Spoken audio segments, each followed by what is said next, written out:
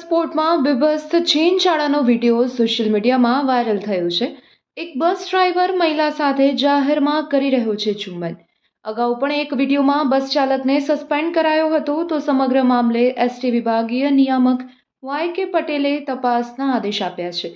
Report આવ્યા બાદ ચાલક સામે ખાતાકીય પગલાં લેવાશે, તો સીસીટીવીના વિડીયો સોશિયલ મીડિયામાં ભારે વાયરલ થઈ રહ્યા છે।